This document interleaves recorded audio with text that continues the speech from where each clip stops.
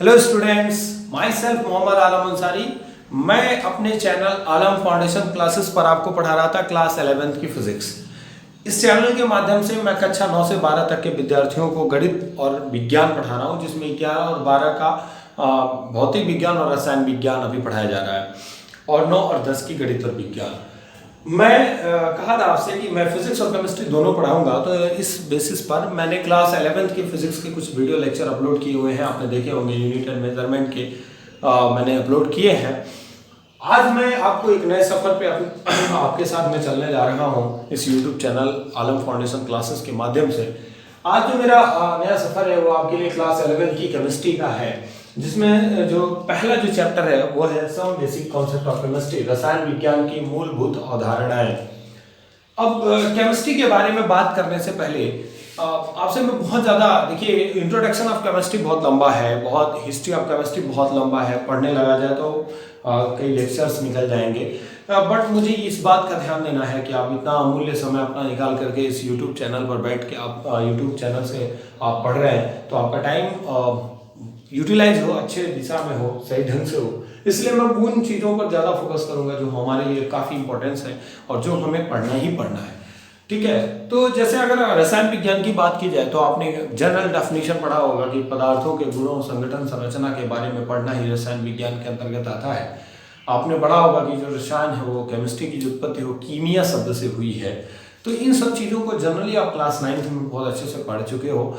आज मैं जो बात करने जा रहा हूँ उसके पहले आप ये समझे कि जो हमारी केमिस्ट्री है उसके ब्रांचेस क्या है। मैं यहाँ से शुरू करूँगा। तो रसायन विज्ञान तो सबको पता है, अब हम आगे बढ़े कि ब्रांच ऑफ केमिस्ट्री क्या है।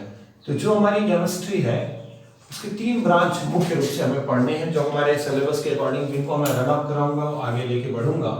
उसमें से 3 ब्रांचेस की बात पहले हम करते हैं। फिजिकल केमिस्ट्री, फिजिकल केमिस्ट्री, ठीक है। दूसरा आएगा ऑर्गेनिक केमिस्ट्री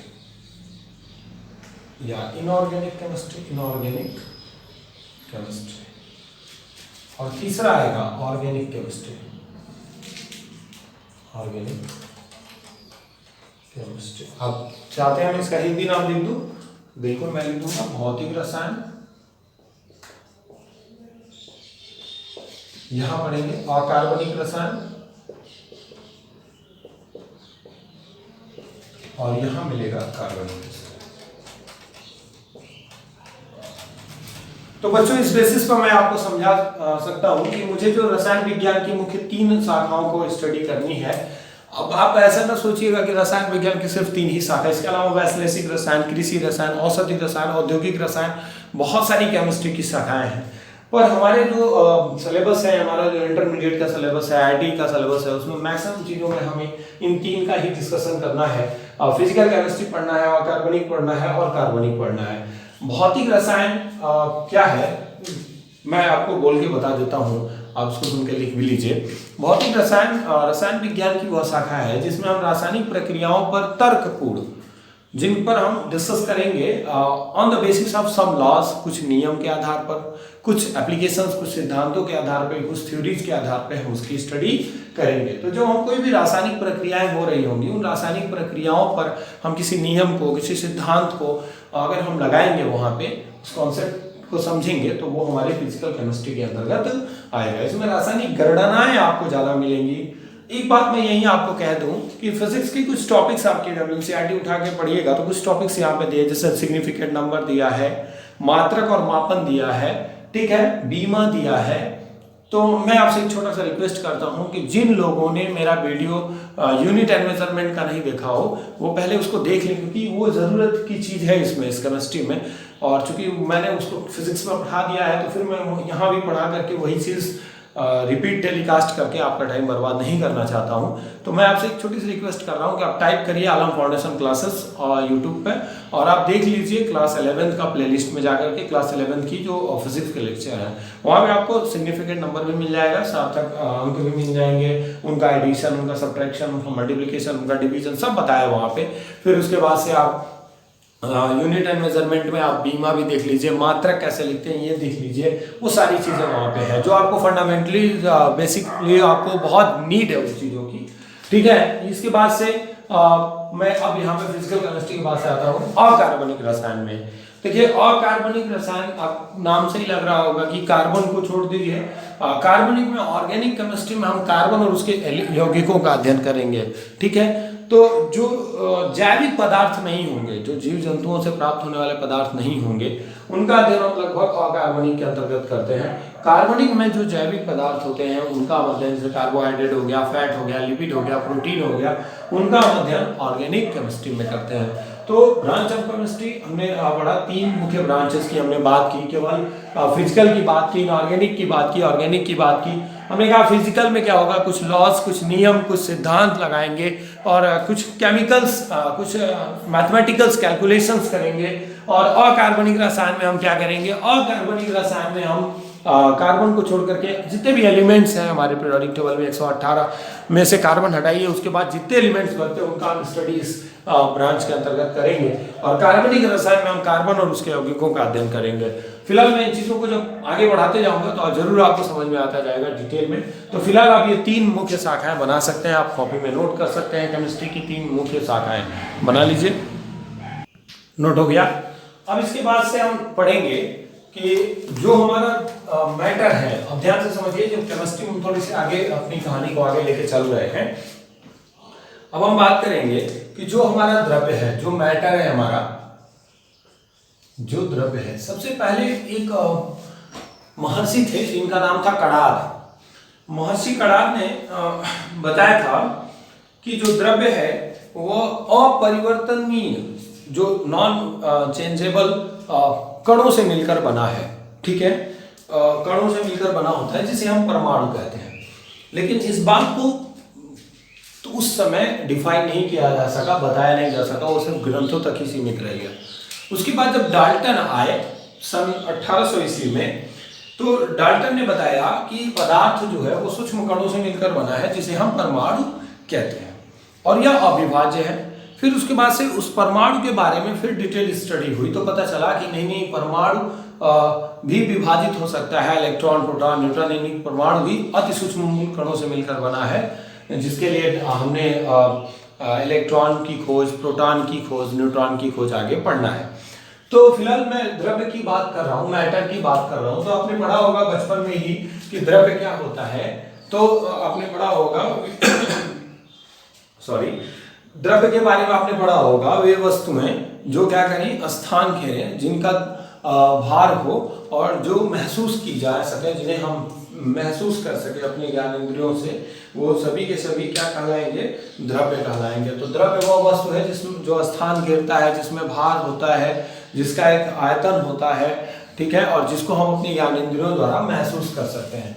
फिर आप पढ़े होंगे कि द्रव्य के 3 मूल रूप से वर्गीकरण किए जाते हैं, जिसमें आपको पढ़ना होता है सॉलिड, फिर आपको पढ़ना होता है लिक्विड, फिर आपको पढ़ना होता है गैस, ठीक है। 3 चीजों की बात की जाती है, सॉलिड, लिक्विड एंड गैस। आपको पता है कि सॉलिड जो होता है यानी कि ठोस, लिक्विड यानी कि द्रव और गैस यानी कि गैस, ठीक है।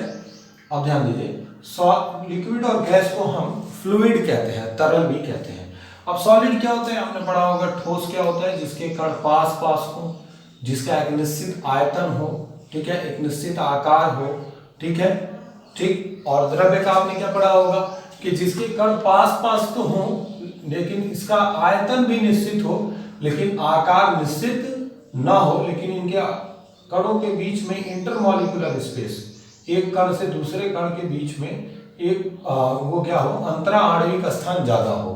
तो ये तो बहुत बेसिक बातें हैं। गैस क्या होगा, जिनके अणु दूर दूर हो, ठीक है, इनका ना तो आयतन निश्चित हो और ना ही आकार निश्चित हो। तो सॉलिड, लिक्विड, गैस पदार्थ की 3 भौतिक अवस्थाओं के बारे में भी हमने बेसिकली पढ़ रहा है। तो गैस के अणु क्या होंगे, दूर दूर होंगे। फिर हमने पढ़ा होगा कि जो सॉलिड होंगे उनके मॉलिक्यूल्स एक दूसरे के सापेक्ष बहुत ज्यादा विस्थापित नहीं हो पाएंगे, बहुत टाइटली क्लोज्ड होंगे। इनके बीच में इंटरमॉलिक्यूलर फोर्स क्या होगा, बहुत ज्यादा, अंतरा आणविक आकर्षण बल बहुत स्ट्रांग होगा, या उससे थोड़ा कम होगा और यहाँ बहुत कम होगा। तो इस बेसिस पर हम डेंसिटी की जब बात करते हैं, घनत्व की भी बात करते हैं, तो हम कहते हैं ठोस का घनत्व बहुत ज्यादा होता है, द्रव का घनत्व उससे कम होता है और गैस का घनत्व सबसे कम होता है। तो ये तो बातें हो गई कि हम जनरल बात करते जा रहे हैं। ऐसा नहीं है कि आप ये सोच रहे हो कि सर बहुत तेज चल रहे हो, बाबू ये सब चीज़ें आपने क्लास 9th और 10th में पढ़ रखी हैं, ठीक है। तो एक बार थोड़ा सा मेमोराइजेशन के लिए मैंने बताया, फिर हम इसका वर्गीकरण करेंगे। जो द्रव्य है या जो पदार्थ है उसका अगर वर्गीकरण करें तो क्या, देखिए मैंने जो चार्ट बनाया है, ब्रह्मांड की हम बात कर रहे हैं, तो ब्रह्मांड द्रव्य और ऊर्जा उन दोनों से मिलकर बना हुआ है।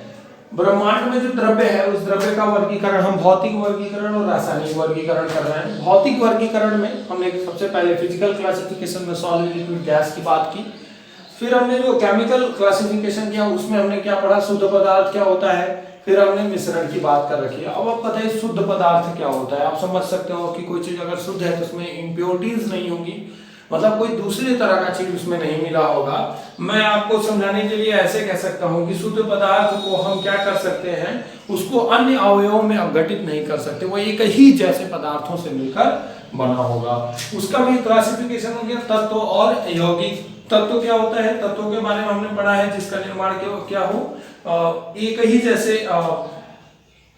जैसे परमाणुओं से मिलकर बना हो, उसे हम क्या कहते हैं, तत्व, जिसमें एक ही जैसे परमाणु हो।